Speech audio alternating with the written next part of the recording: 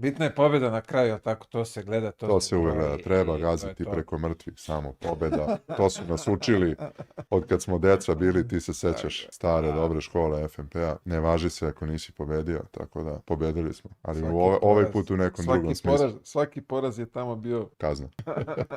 Dobro, nije samo poraz. lepa stara. Bilo je kazna za nešto drugo, ali to je bilo. Preživjeli smo, živi smo, pamtimo to sad kao neku sprdačinu, ali... Nije bilo smešno ni malo tada. Da. Greota, da, često u razmišljanjima nekim i u priči ovako, bude mi žao što smo, to preživjeli, ne doživljavaju to svi isto, znaš, neko je prošao onako, hi, znaš, levo desno, a nemam pojma, ja sam bar tako napravljen da me sve to pogađalo kao neko dete, znaš, iz Inđije koje je došlo tu, vidiš da to nije onako kako bi trebalo da bude i ta neka maltretiranja ostave, znaš, traga posle. To mi je samo žao što nismo više uživali, što se nismo igrali bukvalno tad kad je stvarno trebalo ono da bude top i da sve bude kako treba, da uživaš, da bude lepo, ti si bio pod nekom tenzijom, pod nekim strahom, koliko će ti otkinuti plate, zašto će sledeći... A igralo se na tu kartu zato što smo svi mi podržavali svoje porodice, jako rano. Ja sam sa 14 godina došao tamo, ti vrlo slično. Ja sam 15 otišao od kuće, sve ostalo posle kad ti dođe je smešno u odnosu na taj... Da, samo što dođe vrlo slično, isto nažalost. Ja ne želim da budem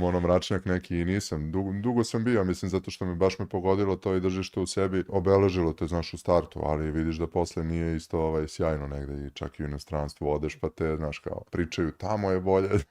Niko nije ni rekao da će da bude lako, to smo verovatno mi istripovali sami, gledajući one postere, znaš, lepiš kao klinac Barkley, nešto ludilo, a nije, treba to neko da ti kaže, znaš, da neće biti i da nije toliko lepo, uvek, mislim, trebalo bi da bude. U tom periodu najvažnije je sad kroz sve ove razgovore ovde da imaš nekog ko je onako bistar, pametan, koji će da ti upućuje, koordiniše. Ali na način na koji ti možda razumeš sa 14, 15, 18, 20 godina, čak i ako je neko pričao, ti to nisi razumeo jer je on pričao iz svoje glave, koja je glava od 50 godina ili 35 godina. To je malo sebično da se baviš na taj način nečim, i da budeš trener ili sportski radnik, košarkaški radnik na taj način. Da ti ne preneseš, a čak i ako hoćeš da preneseš, ti prenosiš da to niko ne može da razume. Malo bez veze. Ali dobro, sad odlazimo na naš neki nivo i kad ja pričam ovako o tome naglas, onda mi deluje, pa, znaš, na šta to treba da liči. A zaista treba da liči. Kad su deca u pitanju, ti treba da budeš pedagog prvo. Sve ostalo je, moram da kažem, manje važno. I pobeda, i